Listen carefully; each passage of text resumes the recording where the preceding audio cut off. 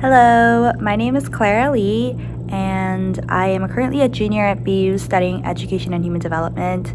I was born and raised in New York, but I do come from a Korean background. Both of my parents are Korean, and some of my hobbies are violin, piano, and I really like doing puzzles.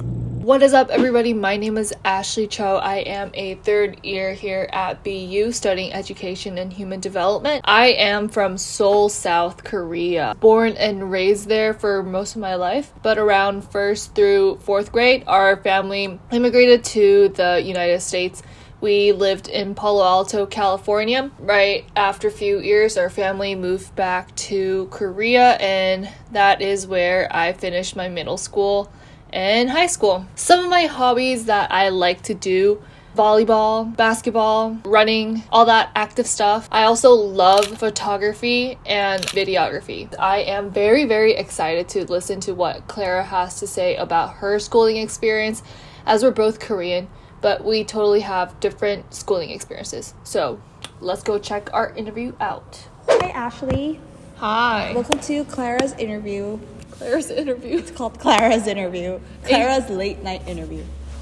It's bright morning. Let's start. So where was your school, and what type of school was it? So my school was an international school in Seoul, South Korea, and it was a Christian private school. How about you? My school was in New York City. Mm-hmm. It was on the Upper West Side. Mm-hmm. It was a performing arts high school. So, what are the demographics of your school population? It was fairly diverse, I would say. Yeah, there were people from all over the world. I would say the majority were Korean Americans. How about your school? Okay, I remember we did have a statistics thing, but I'm not sure if it's correct, but it was 40% white. And then how about the rest? The Asian population, or I think the Asian population was 10%. I think our black population was probably the smallest. Oh, okay. Yeah. Interesting. Would you say your academics were very rigorous? I think my school wasn't like that, but in my generation it was. But just the music courses and stuff, was it hard? No. I think they really were A for the effort type of classes, yeah. Okay, so how about you? Yeah, I would say our academics were very rigorous and intensive. I would say our GPA still kind of explains everything. So our A's started at 94s, and so 93 would be considered a B. There was just constant pressure around. How did a full day look like for you in high school? Can we take a coffee break first? Okay, we'll be back. Hi guys. I'm in a study lounge right now, having some coffee, and I'm the only one here, so it's okay to talk. I just want to explain a little bit about how my day looked like in high school. So I got up at 5:30 to take the train to school. I had to get there by 8, and then my day would end at 4:10. Then I would just take the same trains home, come home, and then it would just be dark outside. Hey, we're back. How was your coffee? It was amazing, and I actually already explained the question that you asked me. You just have to answer it. Our school started at 7:50. It started at 7:50, and then our day would end at 3:10. And then afterwards, we would have practice. So I would have volleyball practice at 3:30 till 6, and then come back, do schoolwork, and go to sleep. Sometimes after school, I would go, a lot of other students did too, but we would have something like hagwons. So what hagwon is, it's a Korean word for academy. Okay, I think this one's the one I'm most curious about. About the teachers and stuff. My teachers, at least during the time I was there, yeah, many were white, but many were just US citizens, or we had a lot of Korean American or Filipino American teachers. How were your teachers like? Were they all white? My teachers were predominantly white, and they were predominantly female. But I think in high school it did get a lot better, because I remember I never had male teachers before, and I just remember this one teacher. When I think my junior year of high school was when Trump and Clinton were it was so clear on what side she was, but she was like, I'm not talking about it. But then it was like so clear that like she was. Did she say anything in particular? I think she was kind of like making fun of the other candidate, that like the one that she didn't want. Yeah. But like she was like kind of like making fun of them, but it was like very clear. What did the students say? I think the students were on the same side as her. Then they were all like having like this like silent like connection. Okay. Did you see any like students that weren't on the same side, like feeling very uncomfortable? Yes, but I think the students that were uncomfortable were like such a small number of people. But yeah, so I remember like when we were reading about like teacher neutrality, the journal one. Journal 2016, that one. Yeah. I think that one really demonstrates it well, that like teachers all have their own political beliefs and stuff, and it just, they can't help but show. No matter what they say and how neutral they feel. Yeah, it just doesn't, I feel like most of the time it just doesn't come off that neutral. Like in social studies classes, like when we learn about other countries, like histories and stuff, like I think for sure we learn about like US history a lot, and and even when we learn about world history, I think it's kind of more like US focused type of thing. So I'm guessing that like if I learned history in like Korea or something, like it would have been more like Korea focused. Because that wasn't the case in our school. Oh. Yeah, like you would think that because our school is based in Korea, we would talk more about Korean history. But yeah, like our school, because it was American education based, our histories were US history and world history and any other like history classes that were kind of like provided in the States. So we never really had like a Korean history lesson or anything. It was similar to yours, where we just kind of like touched on the topic. Maybe it was because our teacher was white. Maybe that was why we just briefly touched on it. So I wonder what it would have been like if our history teacher is Korean American. I think like I would have felt a lot, I had like a say in the class. A voice. A voice. If they like kind of talked more about like Korean history and stuff. I also think like that's where teacher neutrality also shows, because like I'm pretty sure if I had a Korean history teacher, like he or she could have talked more about it, and I feel like they would. And I feel like for me as a teacher, Korean history came up, like I would get all excited too, because like I'm Korean, you know? Yeah. I feel like that's like a thing, because the teachers are like predominantly white. Like they just choose to focus more on like, their that's like not mentioning certain truth, right? And I think that's like what Journal is trying to like say, that like teacher neutrality like kind of doesn't exist. Definitely Journal was right on this. Yeah, that reminds me of like speaking languages in your school. I mean, my school was in the US, so most of my friends all were able to speak English like very fluently. Okay. But were you guys ever punished, I'd say, for speaking a different language during the school? Or you guys were just like freely talking Korean, let's say? I think we were able to freely talk in Korean, but like I think it was this though. Like we felt a little bit like, not like embarrassed, but we felt a little like out of place when we were speaking in Korean in the middle of like a big like white group or something. Yeah, like we weren't that comfortable speaking English. 'Cause even though I am a US citizen, English is my second language. I felt uncomfortable being around students who like, you know, were gonna make fun of me for like me being Asian. I like leaned more towards like Korean international kids, or like Korean kids that just like spoke like just like Korean Americans and stuff. So I did speak a lot of Korean in school. And teachers didn't mind? I think in middle school, my teachers did mind, because I was like once a translator. My teacher did really not like that. Like what did your teacher say? She was just like, oh, how are they going to learn English? Oh, if you keep talking in Korean? Yeah. So did you actually listen and kind of spoke less Korean? Yeah, because they would not let us speak. Would you say it's okay for students to speak their own language? Yeah, I mean, why not? I think being bilingual or trilingual or whatever, it's so good. It's like so useful in so many ways. Yeah. You do whatever's more comfortable for you. Because like, I mean, those conversations are supposed to be comfortable. Was there like, what about for you? Did you have any experiences where like you were not able to speak any other language than English? Because like, you know, you went to a school in a country that does not speak English. So what our school required was just like speaking English only. And if we spoke a language other than English, we would get in trouble. I remember we had like a whole punch card.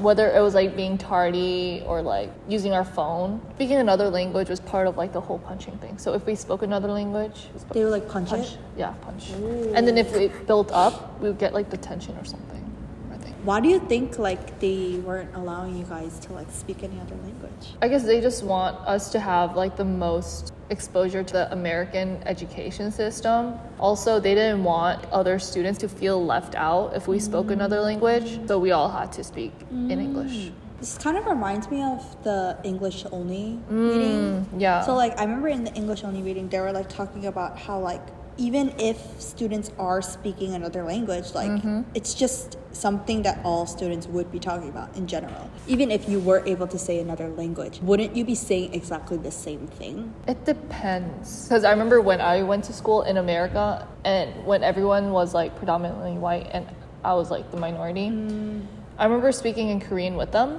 But it would mostly be about like, oh, why are they acting this way? A little negative talk about the dominant group because we were the minority. And so I wouldn't say it's exactly the same thing that we would be talking about as if we were speaking the language that's spoken most in the room. So do you think that like in English only like education is like the way to go? Yeah, like I know the English only text kind of mentions how language shouldn't be a barrier. It doesn't matter which language students choose to speak. I'll be a little contrary to the reading. As an educator and just a schooling experience for that student, I would kind of more appreciate if they put in the effort to speak the language that's used there. And then like after school, they're free, of course, like to speak in whatever language they're most comfortable in. Yeah, like my own schooling experience, I think that kind of shaped how I think, but I would like it if it's like mostly English. So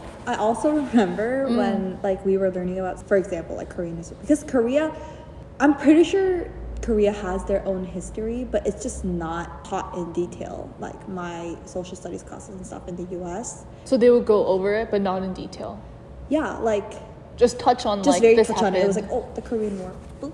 Oh. It was like very Uh-huh. yeah, but I'm pretty sure like in Korea when you learn about Korean history, like you learn about it a lot more in detail and stuff. But like I think I would have appreciated more because like I remember we learned like chapters and chapters about Italy and like chapters and chapters about Greece. In my school, the teacher demographics, it was like predominantly white and predominantly female. I think that like made a really big impact on like the students as well. I know in like the reading, the Sensoy and D'Angelo for diversity, but how faculty hiring committees Okay, yeah. reproduce whiteness. It says like full-time professors in the US, 84% were white. My school, the faculty, yes, it definitely was like 80% were white. Like we didn't really have much diversity in that. Really affects like the environment of the classroom because like if you have like a super like white teacher that just like talks about white privilege all the time, whoever can relate to that would feel more connected to the teacher. Definitely. Than like someone like me who like has to worry about like speaking like, a different language. The teacher-student relationship does definitely get affected. So like the reading, you're just saying how there should be more diversity in ways like the administrators like hire the teachers. Of course, because faculty diversity is where we can start in a school. From there, it just shows how much the school like cares about diversity, how much the school is not all about like prioritizing white students and white people in general. Like it could show that they are trying to be more inclusive of minority groups. I think that would make a huge difference. I remember in our school, we would have like a Korean American teacher for our math class, and then for other subjects, we had like black, like female chemistry teacher. But because we're predominantly like Korean American, I would say many students felt comfortable approaching that Korean American male teacher. Definitely Sensoy and D'Angelo's reading, students would be more comfortable having faculty that has similar backgrounds or ethnicity as them. Ashley, Yes. I think it's time for you to take a lunch break. Yes, I'm very hungry. We'll be back. It's me, Ashley here. Guys, look at this. Are you seeing what I am seeing? There's a bird. So I am here going to talk about my school dress code. So we didn't really have a uniform, but we had school colors. For our shirts, we couldn't wear like normal shirts. We had to wear a polo, pants, skirts. If we wore skirts, it had to come around our knee level. And that was basically it about our school uniform. Back to the interview. That was such a good lunch. What'd you eat? Chipotle. Ooh, I really like that. Yeah, how was your dress code? Did you have dress code? We did not have dress codes. Okay. Actually, I think that was the one thing my school was so good about. Like, we were really able to wear whatever we wanted. Because we went to like an art school. I actually don't know if that was the thing, but it was just like express yourself creatively. Okay, so we are on our last question. Already? Yes. Okay. Already. And then we're gonna go for Gym break! Alright, we're on our last question already. how were like athletics in your school? Because you're a part of some, right? Yeah, I was part of our varsity volleyball and basketball team. How was athletics in your school? I think athletics weren't that big in general in my school, but I think like I just never thought about joining a team. It was just in my high school, all the people that were playing sports were like predominantly white. So again, you felt that difference between for the sure. dominant and... For sure. So in Brooklyn, there's this town called Canarsie. I remember like my school was playing against Canarsie for a soccer game. But I remember like how much the soccer coach was like going like, guys, like it's a dangerous neighborhood. Like you guys really cannot go out of the school. Like, you're gonna have to go through metal detectors and stuff. Yeah. When my school played there and came back, they were like telling me about like how scared they were and like how like aggressive the players were and stuff. Did they make any racist jokes when they were playing the games? Yeah, they were just saying stuff about like how it's because they're like a specific race. I don't think my school was that open to that school. Yeah, that reminds me of like Build the Wall reading. Yeah. I remember when I was actually reading the Build the Wall reading, that this same memory thought came up to me like a lot. So you would say Green Hills, because it was predominantly white, would be like your school, whereas Westfield in the reading was more minority schools. The school in side. Canarsie, yeah. Definitely my school was not very nice to them. I think my school was like afraid of them. But that's because the coach was like so the coach had a big influence. Yeah, definitely. Wow. Yeah. That was the first and last time they ever played. Really? Yeah. And I think like in the Build a Wall case, it was really evident of like who's like even though we might not have a solution, I think in class like we also talked about that it's like important to think about like whose side we should be on. The best thing would have been if the coach didn't say that.